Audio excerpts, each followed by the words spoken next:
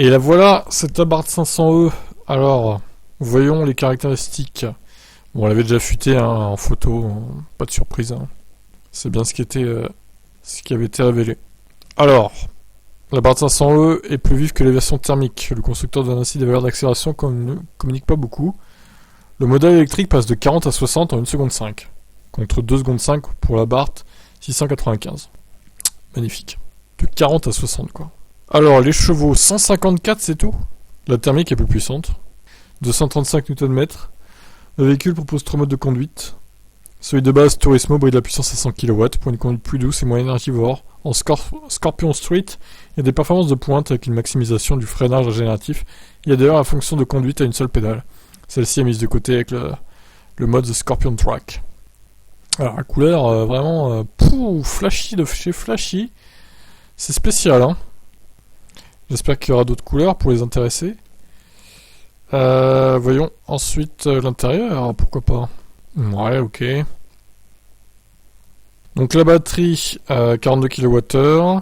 L'autonomie n'est pas communiquée. À mon avis, ça sera en dessous des 300. Le modèle Abarth est ainsi équipé d'un générateur de son également désactivable qui va rappeler le bruit du thermique. De plus, pour la mise en route, le bip réglementaire est remplacé par un son de guitare. Génial. Alors, les jantes de lancement 18 pouces, couleur gris titane, cette variante est proposée en bleu poison ou avec cet inédit vert acide. À l'intérieur, on trouve des sièges de sport en Alcantara. Cette matière est aussi utilisée pour le bandeau de la planche de bord. Dans une jolie exécution, gaufret est également sur le volant. La version Scorpionissima est disponible dès à présent en précommande. L'équipement est généreux avec en série de navigation sur écran tactile 10,5 pouces. L'accès démarrage main libre, les radars de stationnement 360 degrés. Le système audio JBL, le pare-brise chauffant, la surveillance des angles morts. Alors attendez, le prix c'est combien là ? 43 000 en version berline et 46 000 en version cabriolet hors bonus. Ah bah mon vieux, pour des performances si médiocres, ça fait cher hein. Parce que oui, désolé de le dire, mais les performances au final sont médiocres. Voilà, on va encore me taxer d'anti-Stellantis ou je ne sais quoi, mais j'en ai rien à foutre. Au pire, je donne mon avis les gars. 7 secondes de 0 à 100, c'est ce que fait mon Kia Niro EV.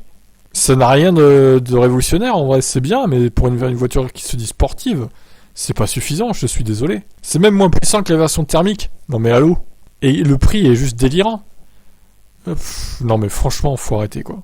C'est du foutage de gueule. Même la Smart One, qui est de base moins chère, plus grande, un peu plus grande, bah, même beaucoup plus grande quand même, et qui est plus puissante, elle fait 272 chevaux. Et elle a plus d'autonomie au passage aussi. Rien ne va, donc voilà, qui va acheter ça Les fanboys de Fiat, sûrement, de Abarth, voilà qui va acheter ça. C'est nul. Je suis déçu, franchement. Qu'est-ce que vous en pensez, vous ? Ciao.